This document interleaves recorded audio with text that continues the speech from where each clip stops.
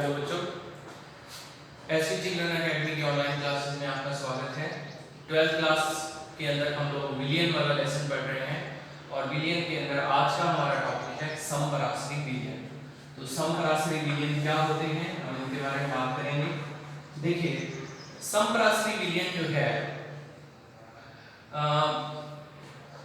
ऐसे विलियनों को कहा जाता है जिनके की प्रासरण दाब आपस में समान होते हैं। जैसे कल हमने प्रासरण दाब के बारे में पढ़ा था। लास्ट वीडियो जो था वो हमारा था प्रासरण दाब। तो प्रासरण दाब में हमने देखा था कि कोई विलियन जब प्रासरण की क्रिया उसमें होती है तो एक दाब पैदा होता है, उस दाब को ही प्रासरण दाब कहा जाता है। तो ये एक बात तो हमने क्लियर कर ली थी।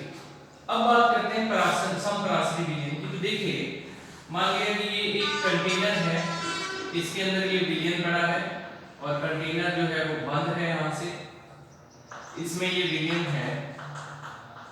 मान लेते हैं कि ये विलियन है ए और ये एक दूसरा विलियन है। इस विलियन के अंदर ये बी विलियन है, ठीक है। तो ए और बी दो अलग अलग विलियन हैं, लेकिन इनमें समानता क्या है कि इन दोनों की प्रासरण दाब जो हैं वो क्या है, समान है। इन दोनों विलियन के प्रासरण दाब समान है। तो जब इनके प्रासरण दाब समान होंगे तो हम इनको समपराश्रयी विलियन कहेंगे। समपराश्रयी विलियन जो है उनमें जो है विलेय जो है वो अलग अलग हो सकते हैं, विलायक अलग अलग हो सकते हैं, लेकिन उनके अंदर जो समानता है वो किस चीज के अंदर होगी, प्रासरण दाब के अंदर समानता होगी। और आगे जाके हम ये भी पढ़ेंगे कि इनकी जो सांद्रताएं हैं वो भी समान होंगी। तो देखिए वो कैसे उस फार्मूले को अपने बनाएंगे यहाँ पर। तो देखिए यहाँ पर अगर मैं बात करूं समपराश्रयी विलियन की, तो मान लेते हैं कि दो विलियन है। ये है विलियन एक और दूसरा विलियन है विलियन दो, ठीक है, दो विलियन है। इस विलियन की सांद्रता C1 है और इसकी सांद्रता C2 है, ठीक है। तो आपको ये भी याद रखना है कि जो समपराश्रयी विलियन होते हैं जिनका प्रासरण दाब समान होता है, उन विलियन की सांद्रताएं जो हैं वो भी आपस में समान होती है। तो जब सांद्रताएं आपस में समान होंगी तो हम क्या कहेंगे कि C1 जो है वो बराबर है इसके C2 के। सांद्रता का एक फार्मूला होता है C बराबर N/V। N जो है यहाँ पर मोलों की संख्या है और V जो है वो आयतन है। तो मैं यहाँ पर C की जगह ये फार्मूला रख देता हूँ। तो देखिए क्या बन जाएगा, N1/C1 और ये क्या आ जाएगा, N2/C2। N1/C1 N2/C2, ये ऐसे बना। अब क्या करते हैं कि यहाँ ये बन जाएगा। अब N1 जो है वो मोलों की संख्या है, N जो है मोलों की संख्या, मोलों की संख्या हम पढ़ चुके हैं, W/M होता है इसके लिए। तो मैं इसकी जगह इसको उठा के रख देता हूं। देखिए W1/M1, सॉरी ये V आएगा यहाँ पर, V।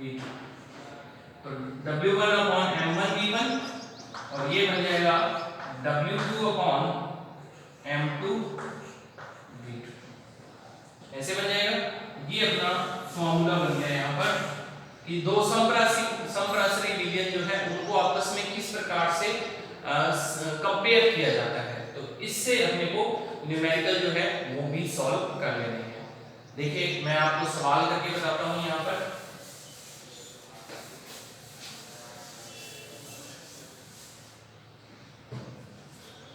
देखिए सवाल ये है कि 10% W/V यूरिया विलियन किसी 5% W/V अज्ञात विलियन के साथ अज्ञात विलयन के साथ समप्रासरी है, समप्रासरी है। ठीक है, ये उसने बात कह दी अपने को, समप्रासरी है। तो अज्ञात विलयन का मोलर द्रव्यमान ज्ञात करो, कितना? अज्ञात विलयन का मोलर द्रव्यमान ज्ञात करो। क्लियर है? अब अपने इसको करते हैं। फार्मूला हमारा देखो क्या है, फार्मूला ये है कि W1/m1v1 is equal to W2/m2v2। ये तो फार्मूला है, ठीक है भाई, ये तो फार्मूला है। अब देखो अपने को ये सारी चीजें इसमें देखनी है कि इसके अंदर कहां दी हुई है। तो देखिए W1 ये यूरिया वाला सॉल्यूशन है, उसके लिए लिखा हुआ है। तो W1 कितना हो जाएगा? 10 ग्राम हो जाएगा। अब 10 ग्राम कैसे पता लगा? देखो 10% के लिए है ना, 10% का मतलब क्या होगा? 100 के अंदर 10, तो ये 10 हो जाएगा। तो 10 ग्राम इसको मान लेते हैं अपने। और V1 कितना हो जाएगा? 100 ml हो जाएगा। ml इसलिए लिखा क्योंकि V लिखा हुआ है, W लिखा होता तो मैं ग्राम में लिखता। M1 हो जाएगा 60। वो अपने को आना चाहिए, यूरिया का फार्मूला जो है उसका आप मॉलिक्यूलर मास निकाल लो तो निकल जाएगा 60 आएगा। फिर बात आती है W2 की। W2 कितना है? 5 ग्राम हो जाएगा, ये रहा 5 ग्राम दिया हुआ। V2 कितना हो जाएगा? 100 ml हो जाएगा, वो भी क्योंकि 5% दिया हुआ है। और M2 जो है वो अपने को ज्ञात करना है। ठीक है, तो अब इस फार्मूले के अंदर आप क्या करोगे? ये देखो 1 2 3 6 टोटल वैल्यू है। 6 में से इसने 5 दे दी अपने को, 5 वैल्यूज दी हुई हैं, छठा आपको इसमें कैलकुलेट करना है। तो आप इसको कैलकुलेट करोगे और आंसर जो भी आएगा वो आप मुझे कमेंट बॉक्स के अंदर इसको बता देना कि कितना आंसर आता है। तो ये आपको इस तरीके से इसके ऊपर न्यूमेरिकल आएंगे। यहां तक जो है वो बात होती है समपराश्रयी विलयन की। समपराश्रयी विलयन जो है वो किस प्रकार से बनते हैं और वो क्या होते हैं।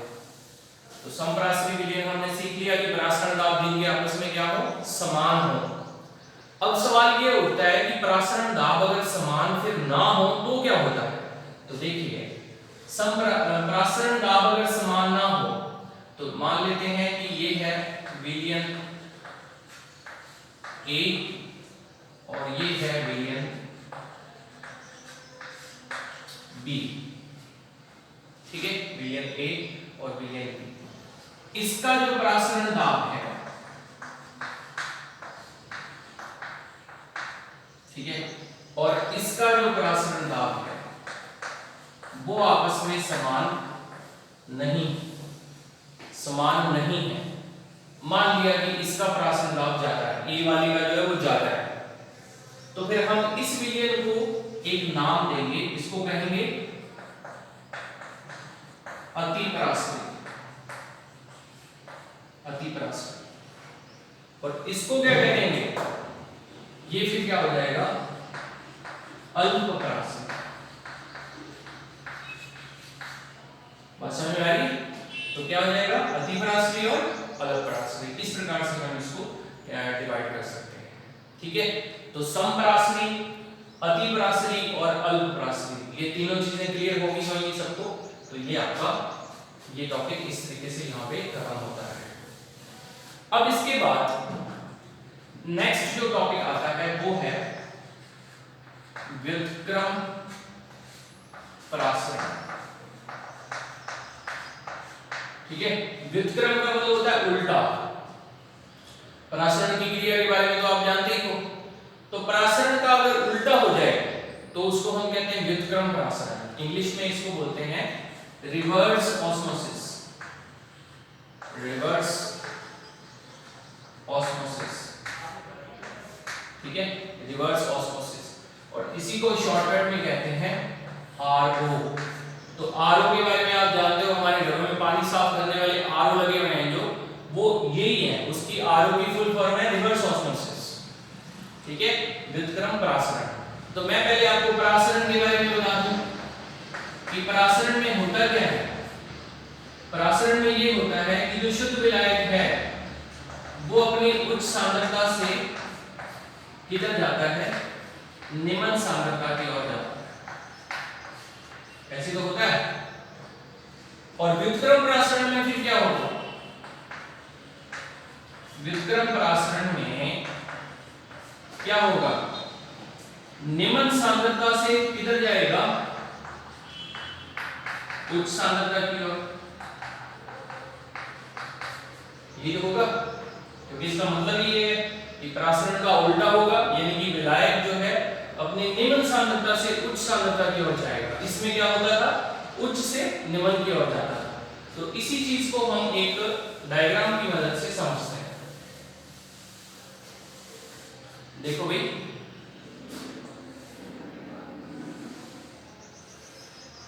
ये एक कंटेनर है मान लिया, और इसके मध्य में यहां पर अर्धपार्ग में झिल्ली लगी हुई,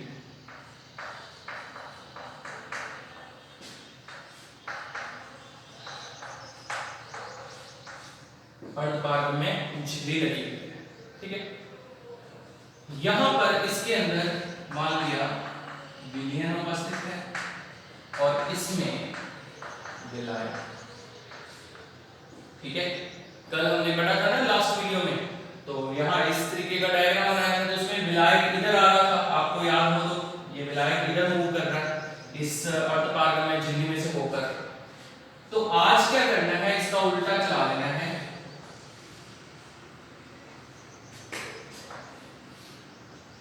इस प्रकार से। और यहां अपन क्या करेंगे, हाई प्रेशर लगाते हैं, उच्च दाब। तो उच्च दाब जैसे इस पे लगेगा, तो आप जानते हैं कि जैसे इस पे लगेगा तो ये विलयन जो है, इसके अंदर जो विलायक की मात्रा उपस्थित है, विलेय जो है वो नहीं जाएगा उधर। मान लेते हैं कि पानी के अंदर चीनी घुली हुई, तो चीनी के जो कण है वो इसके आर पार नहीं जाएंगे, सिर्फ इसमें से जो जल है वो आर पार जाएगा। तो इसमें क्या होगा, ये प्रोसेस चलेगा, ठीक है। ये कौन जाएगा, इसमें ये विलायक जाएगा, विलायक जाएगा। तो विलायक जब इधर से जाता है तो विलयन और जो है इसमें से विलायक इधर जाएगा, तो यहां पर हमें शुद्ध विलायक जो है वो प्राप्त होता है। तो ये पानी को शुद्ध करने की जो टेक्निक है वो इस आधार पर काम करती है।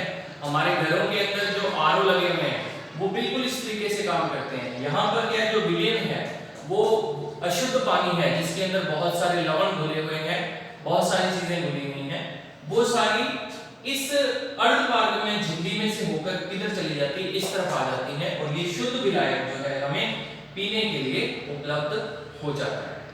तो ये आपका टॉपिक जो था व्युत्क्रम परासरण। व्युत्क्रम परासरण इंपॉर्टेंट टॉपिक है, आपके 12th के एग्जाम में काफी बार आया हुआ है।